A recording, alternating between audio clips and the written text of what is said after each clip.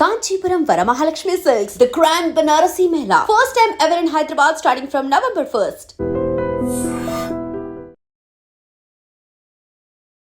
మీకు ఇప్పటికే అర్థమై ఉంటుంది నేను దేని గురించి చెప్పబోతున్నా దేని గురించి మాట్లాడబోతున్నా అని. నేను ఒకవేళ మాటలు కొన్ని దొర్లినా నేను ఇంకేమైనా ఎక్స్ట్రీమ్గా మాట్లాడినా దయచేసి ఏమీ అనుకోకండి. మన గురించే మాట్లాడుతున్నాం, మన సిస్టమ్ గురించే మాట్లాడుతున్నాం. మన కళ్ళ ముందట కనబడ్డా సరే మనకు కాదు కదా, మనకేం సంబంధం అని పట్టించుకోకుండా వెళ్ళిపోతుంటాం కదా. ఇక వాటి గురించే మాట్లాడతా ఈరోజు. ఇంత పెద్ద ఇన్సిడెంట్ జరగడానికి కారణం కూడా ఒక రకంగా అదే. టిప్పర్ లారీ ఏమైనా కొత్తగా వచ్చిందా? రోడ్లు బాలేవు అన్న సమస్య ఏమైనా కొత్తగా వచ్చిందా? దాన్ని పట్టించుకోకుండా ఉన్నారు అని 12 ఏళ్ల నుంచి అదే రోడ్డు మీద నుంచి పోతున్నాం, అదే రోడ్డు మీద నుంచి వస్తున్నాం. మరి ఎన్నిసార్లు ఎలక్షన్లు జరిగినాయి, ఎన్నిసార్లు ఓట్లేసినాం? ఓట్లేసే ముందు ఆ పెద్ద మనుషులు పొలిటీషియన్స్ వాళ్ళ కిందనే కదా మనం ఉన్నాం. వాళ్ళు ఏది చెప్తే గదే. ఎంతమంది పొలిటీషియన్స్ మీ దగ్గరకు వచ్చి ఓట్లు అడిగిండ్రు?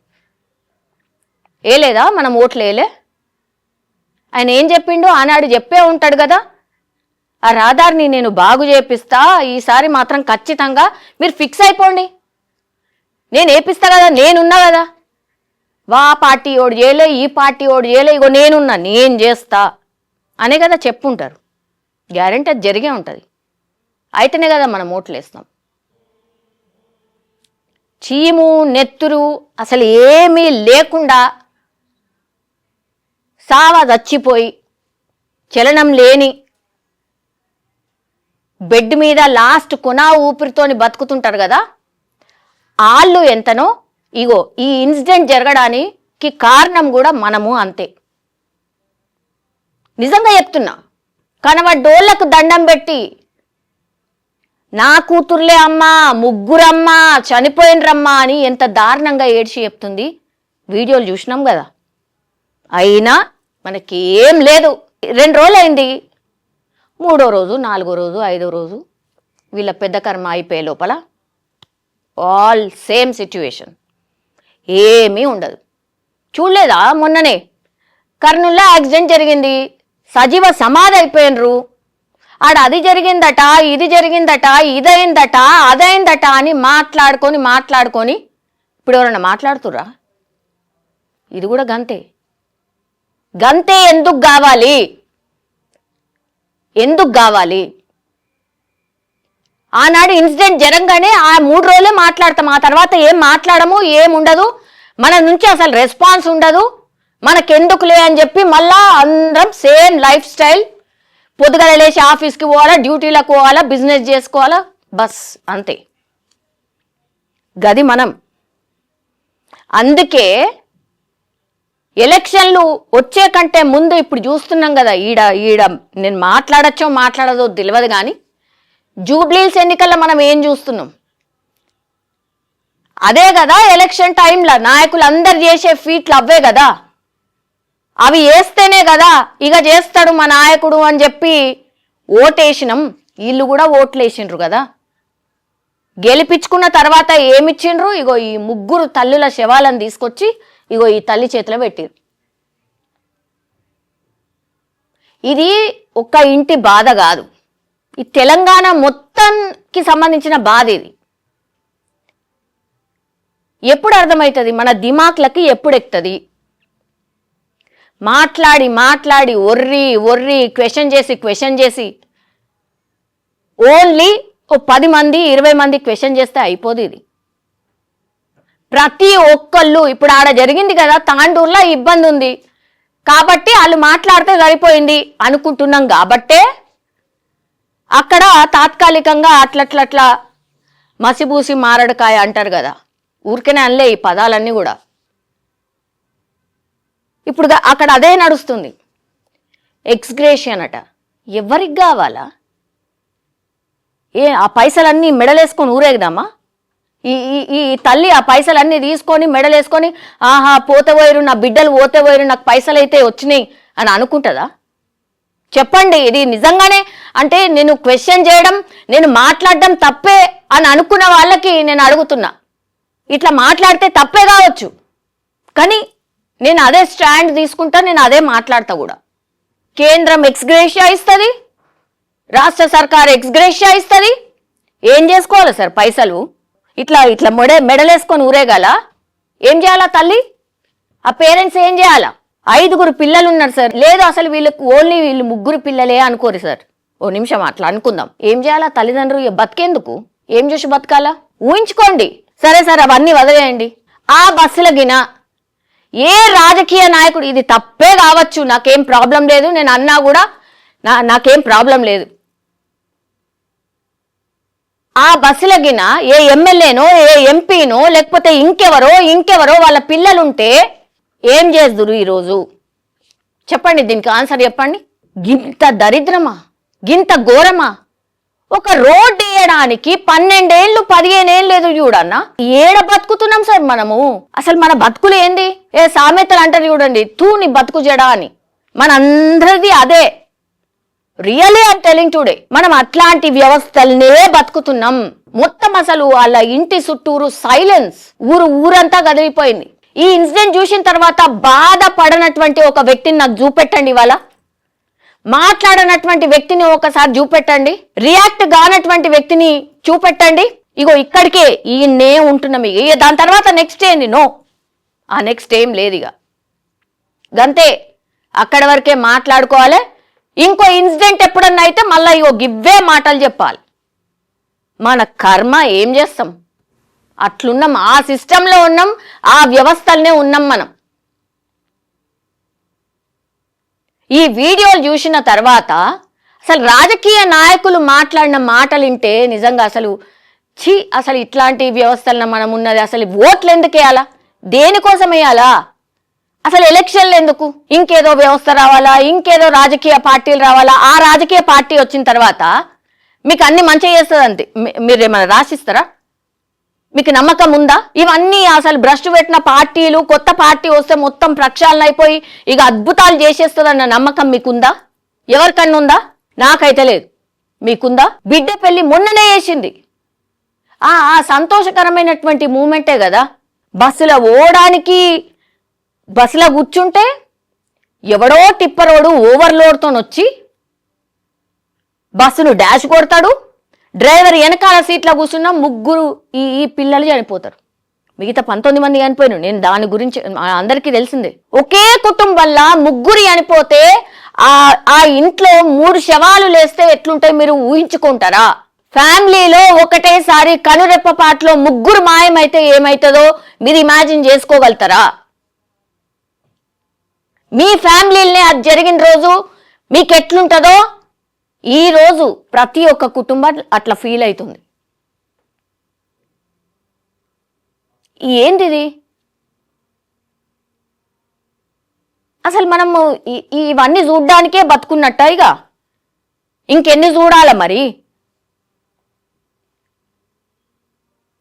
పైసలు అన్నిటికీ పైసలేనా సార్? మానవత్వం, మన్ను, మశానం, దుబ్బ ఇవేం లేవా సార్? ఏం లేవా? ఇక మీరు మీ ఫ్యామిలీ మీ తరతరాలు బాగుపడితే చాలు. ఇక మిగతాడంతా ఎటన్నా కొట్టుకపోని ఎట్లాగూ ఎలక్షన్లు అప్పుడు డబ్బులు ఇస్తే వాళ్ళు ఓట్లు వేస్తారు కదా, గివ్వా. ఓటింగ్ పర్సంటేజ్ ఎంత పడిపోయిందో చూస్తున్నారా? మొత్తంకి అసలు 0 సార్. ఈ ఇన్సిడెంట్ తర్వాత మేము ఓట్లే వేయం పో, అసలు మాకు ఈ సిస్టమే వద్దు పో అంటే సాధ్యమా? అవుతుందా అది? కానీ నేను మనస్ఫూర్తిగా కోరుకుంటున్నా అది కావాలని. ఎందుకు? మనకి సిస్టమ్ ఉండి కూడా వేస్టే కదా. ఆ రాజకీయ నాయకుడు వచ్చి ఈయన మీద వచ్చి ఆయన మీద ఇంకేదో ప్రాణాలైతే బాయే కదా. మనం ఎసుంటి నాయకులని ఎసుంటి వ్యవస్థను ఎన్నుకుంటున్నామని ఏం సమాధానం చెప్దాం? మరో ఇన్సిడెంట్ కాదు అని చెప్పి ఎవరన్నా బాండ్ పేపర్ మీద రాసేయగలుగుతారా? కాదు ఇదే లాస్ట్ అని చెప్పగలుగుతారా? నేను ఒక మెసేజ్ చదువుతా. ఈ వీడియో వేరే ఇంకో దాంట్లో వచ్చినప్పుడు కింద ఒకతను పెద్ద మెసేజ్ రాసింది. ఆ మెసేజ్ చూసిన తర్వాతనైనా, చదివిన తర్వాత, విన్న తర్వాత అయినా మొత్తం జనేంద్రియాలు అంటారు కదా, కనీసం అందరూ ఈ వ్యవస్థలో ఉన్న సోకాల్డ్ పై స్థాయి వ్యక్తులు వినండి. ఇది ప్రతి ఒక్క పర్సన్ ఒపీనియన్. నిజం చెప్తున్నా, ఆ మెసేజ్ నేను మీకు చదివి వినిపించబోతున్నా. ఆ మెసేజ్ నేను ఇప్పుడు చదువుతున్నా. ఈ ప్రభుత్వాలు కూడా పక్కా వ్యాపార సంస్థలు అంటే నమ్ముతారా? వీటికి ఆదాయం కావాలి, ప్రజలు నాశనమైనా పర్వాలేదు, లిక్కర్ను వేలం పెట్టి ఆదాయం, ఈ మత్తులో ఎవడన్ని నేరాలు చేసినా ఏం పర్లేదు, ఆర్టీసీ ద్వారా ఆదాయం, జనాల్ని పరిమితికి మించి కుక్కడం ద్వారా, రోడ్ల ద్వారా ఆదాయం, తక్కువ ఖర్చుతో నాసిరకంగా నిర్మించి డబ్బు ఆదా చేసుకోవడం ద్వారా అవి గుంటలు పడి జనాలు యాక్సిడెంట్లలో చస్తున్నా సరే. మన వ్యవస్థ అంతా దొంగలమయం. ప్రభుత్వ శాఖలు దాదాపు అన్నీ దొంగలమయమే. పాలకులు ఇంకా పెద్ద దొంగలు. వాళ్లకు చిన్న మొత్తాలు సరిపోవు. 100 కోట్లు, 1000 కోట్లు, లక్షల కోట్లు. మరి ఈ జనాలు వీళ్ళేం దక్కదినలేదు. ఓటుకు నోట్లు తీసుకొని దేశాన్ని అమ్మేస్తారు, వాళ్ళ జెండాలు మోస్తారు. పాలకులు మంచోళ్ళైతే పాలన కొంత మెరుగ్గా ఉండొచ్చు, కానీ ఈ వ్యవస్థను మారస్తానికి మాత్రం ఎవడూ సిద్ధంగాడు. ఈ వ్యవస్థ పూర్తిగా కుళ్ళిపోయింది. దీన్ని కుక్కటి వేళ్లతో పెకిలించి నూతన వ్యవస్థను నిర్మిస్తేనే దేశం రూపురేఖలు మారిపోతాయి. ఇందుకు ప్రజాస్వామ్యం పనికిరాదు, కర్కశమైన నియంత వ్యవస్థ మాత్రమే కావాలి. I agree. నిజంగా నియంత అయితేనే వీటన్నిటిని కంట్రోల్ చేస్తాడేమో అనిపిస్తుంది. నిజంగా నాకు అనిపించింది ఈ మెసేజ్ చదివిన తర్వాత. ఇక మంచిగా మెల్లగా చెప్తే వింటలేరు కదా. ఓ నియంత అనుకో, ఇక చింత బరిగేనో లేకపోతే ఇంకోటో దండననో కఠినంగా ఉండాలి. ఓ 5 ఏళ్ల పాటు ఆ పాలన చూసినాం అనుకో, చక్కగా అంత సెటరేట్ అవుతుంది. నన్ను అడుగుతానైతే మొత్తం అంత భయంకరంగా తయారైంది. మనది సనాతన ధర్మం అని గొప్పలు చెప్పుకునేవారు అలా చెప్పడం ఆపేయండి. వాళ్ళకు అనడానికి అర్హతలు కూడా లేదు. సనాతన ధర్మం భారతదేశపు రెండో పార్శ్యమైన ఆధ్యాత్మిక మరియు యోగుల వ్యవస్థ. ఇది మనలో 95% పైగా ఆ వ్యవస్థతో సంబంధమే లేదు. చెట్టు పేరు చెప్పి కాయలు అమ్ముకున్నట్టుగా సనాతన ధర్మం అనే ఈ పదాన్ని వాడేసుకుంటాం. ఆ ధర్మం ప్రకారం ఆచరణ అస్సలు ఉండదు. అంతే. ఓ ధర్మం లేదు, ఓ క్రమశిక్షణ లేదు. మనకు మనం అర్థం కావడం లేదు. మనం కుళ్ళిపోయి ఉన్నాం. అంతే. ఈ మెసేజ్ రియల్లీ అందరికీ కూడా ఇది వర్తించదా? ఈ మెసేజ్ మీద మీ కామెంట్ ఏంటో చెప్పాల్సిందిగా దయచేసి రిక్వెస్ట్ చేస్తున్నా. ప్రతి తెలంగాణ వాది కూడా ఆర్ తెలంగాణ రాష్ట్రంలో ఉన్నటువంటి అందరు కూడా ఈ మెసేజ్ నేను చదివిన తర్వాత మీ రియాక్షన్ ఏంటి నాకు చూడాలనుంది. కింద కామెంట్ రూపంలో దయచేసి మీరు ఖచ్చితంగా కామెంట్ చేయాల్సిందే. ఇట్లా క్వశ్చన్ చేయకుండానే మన బతుకులు ఇట్లా తయారైనాయి. ఓ ఇన్సిడెంట్ జరిగిన తర్వాత మాత్రమే మాట్లాడుతున్నాం. దానికంటే ముందు ఆ రోడ్లు అట్లనే లేవా? దాని మీదకెళ్ళే మనం పోతున్నామా లేదా? ఎంతమంది ఆపి క్వశ్చన్ చేసిండ్రు? ఒక పెద్ద ఇన్సిడెంట్ అయిన తర్వాత ఇంకోటి ఏమొస్తుంది? ఇంత పెద్ద ఇన్సిడెంట్ అయిన తర్వాత ఇప్పుడు కళ్ళు తెరిచి ఇక మేల్కొని 19 మంది చచ్చిపోయిన తర్వాత ఇప్పుడు మన నేషనల్ హైవేకి సంబంధించిన ఆఫీసర్లు రెస్పాండ్ అవుతారు. ఎట్లా? ఇది అత్యంత బాధాకరం, మేము ఊహించలేదు, అసలు ఇంత దుర్ఘటన మేము అసలు ఇమాజిన్ కూడా చేయలేదు, దాని మీద కేసు ఉండడం వల్ల మేము ఇప్పటి వరకు హోల్డ్ ఆన్ చేసినాం, ఇక ఇప్పుడు ఆపడానికి లేనే లేదు, ఏదన్నా ఎటన్నా రావని ఏదన్నా ఎటన్నా పోని ఇప్పుడు పనులు జరగాలి అని ఈ రోడ్లకు సంబంధించి ఒక ఆర్డర్ వస్తుంది. అది చూడండి. అంటే 19 మంది చచ్చిపోతే కానీ మనం మేల్కోం. ఓ పెద్ద ఇన్సిడెంట్ అయ్యి అందరు మాట్లాడితే కానీ మనం మేల్కోం. అసలు నాకైతే మాటలు కూడా రావట్లేదు. అసలు ఎంత భయంకరం అంటే ఈ ఇంపాక్ట్ చాలా అంటే చాలా మంది మీద పడ్డది. నేను కొన్ని మెసేజెస్ చదివినా, ఇది 2 రోజుల క్రితం అయింది కదా, అసలు అన్నం తినాలంటే కూడా లోపల కోతలేదు, భయం వేస్తుంది. ఆ ఇన్సిడెంట్ విన్నా చదివినా కన్నీళ్ళే వస్తున్నాయి. అసలు ఆ అమ్మ ఎట్లా ఓర్చుకుంటుందో నాకైతే అర్థమైతలేదు అని చెప్పి ఒక మెసేజ్ సర్క్యులేట్ అయింది.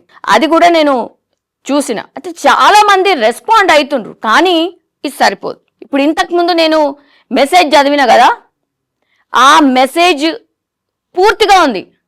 అంటే ఏం చెయ్యాలా, నిజంగా కావాల్సింది ఏంది, మనం అసలు ఏ స్టేజ్లో ఉన్నాం అనేది అందులో స్పష్టంగా కనిపిస్తుంది. చేవెళ్ళ మీర్జాగూడ రోడ్డు మీద జరిగిన హృదయ విదారక ప్రమాదం మరోసారి మన రోడ్డు భద్రతా వ్యవస్థలోని లోటుపాట్లను బయటపెట్టింది. ఇన్ని సంవత్సరాలుగా ఈ మార్గంలో ప్రాణ నష్టం జరుగుతూనే ఉంది, అయినా ఎవరు పట్టించుకోలేదు. ఇప్పుడు ఆగమేఘాలపై జరిగిన ఘటన తర్వాత కొన్ని గంటల్లోనే నేషనల్ గ్రీన్ ట్రిబ్యునల్ రోడ్డు నిర్మాణానికి ఆదేశించడం ఒక సానుకూల పరిణామం. అక్కడి మర్రి చెట్టును కాపాడుతూ రోడ్డు వేయండి అని స్పష్టంగా తెలియజేసింది. NGT on Monday gives go head to widener of road where lorry bus accident occurred. ఓ పెద్ద ఇన్సిడెంట్ జరిగిన తర్వాత నువ్వు ఇస్తే ఎంత, నువ్వు ఇవ్వకపోతే ఎంత? ఈ డిసిషన్ ఎవరు తీసుకోవాలి? పాలకులు కదా తీసుకోవాలి. అంటే అది ఎమర్జెన్సీ కాదులే, ఏముంది, జనాలు దాని మీదకెళ్ళే పోతారు, దాని మీదకెళ్ళే వస్తారనే కదా ఆ నెగ్లిజెన్స్. అసలు ఎవరికి కావాలి సార్? ఫ్రీ బస్సులు ఎవరన్నా అడిగిర్రా? దాని మీద ఎంత వ్యతిరేకత ఉన్నది మీకు తెలియంది కాదు కదా. ఎవరో రాజకీయ నాయకుడు దాని మీద ఏదో అన్నాడని చెప్పి అది తీయకుండా అట్లనే కొనసాగిస్తున్నారు. కుక్కి పోతున్నారు. ఈ బస్సులో 70 మంది ఎక్కిరట, 2 గంటలు 3 గంటలు బస్సుల కోసం వెయిట్ చేయాలట. కింద గ్రౌండ్లో ఏం జరుగుతుందో అసలు మీరేమైనా నివేదికలు తెప్పించుకుంటారా? తెప్పించుకున్న తర్వాత కూడా ఏముందలే అని చెత్తపుట్టలు ఇసిరేస్తున్నారా? ఏం చేస్తున్నారు సార్? అసలు ఏం చేయాలా చెప్పండి? 5 ఏళ్ళు కూసోబెడితే మీ ఇష్టారాజ్యం. ఇక 4 ఏళ్ళు అయిన తర్వాత 5వ ఏడు ఎలక్షన్లు ఉన్నాయంటే ఆ ఏడాది ముందట మేము గుర్తొస్తాం. లేకపోతే మీ సావేదో సావుర్రి, మీరెటన్నా ఓండి, మాకు సంబంధం లేదు, గంతే కదా. ఇట్లా మాట్లాడితే మీరు నాకు తెలుసు మీరు ఎట్లా రియాక్ట్ అవుతారో తెలుసు, ఆర్ మీకు ఎంత నచ్చదో కూడా నాకు తెలుసు. కానీ ప్రజల అభిప్రాయం సార్, ఇది గ్రౌండ్లో ఏం జరుగుతుంది. తెలంగాణలో ఓ బంధులని అదని ఇదని అసలు మామూలు హంగామా ఉండదు. మొన్న కూడా రీసెంట్లో బంద్ అయింది. బంద్ అంటే ఏంది అనేది ఇగో ఈ ఇన్సిడెంట్ జరిగిన తాండూర్ అనే ప్లేస్లా ఇగో చూడండి, నిశ్శబ్దం.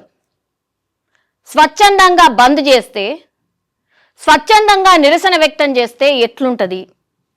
ఈ సైలెంట్ని ఎవరైనా రాజకీయ నాయకులు తట్టుకోగలుగుతారా? సరే ఒక్కసారి మీరు వెళ్ళండి, పార్టీలకు అతీతంగా రాజకీయ నాయకులు అటువైపు ఎవరైనా వెళ్ళండి, రియాక్షన్ ఎట్లుంటుందో మీకు తెలియదు. మీకు తెలుసు కాబట్టే మీరు పోతలేరు. ఇంత సైలెన్స్లో ఒక నిరసన ఇంత భయంకరంగా ఉంటే, ప్రజలు నిజంగానే ఇట్లాంటి తీర్పే చెప్పాలనుకుంటే, ఈ వ్యవస్థలు మొత్తంగా నాశనం అయిపోయినాయి, మాకు ఈ వ్యవస్థలు వద్దే వద్దురా నాయన అనుకుంటే ఇదే నిశ్శబ్దం ఉంటుంది సార్. ఇంతే సైలెంట్గా ఉంటుంది.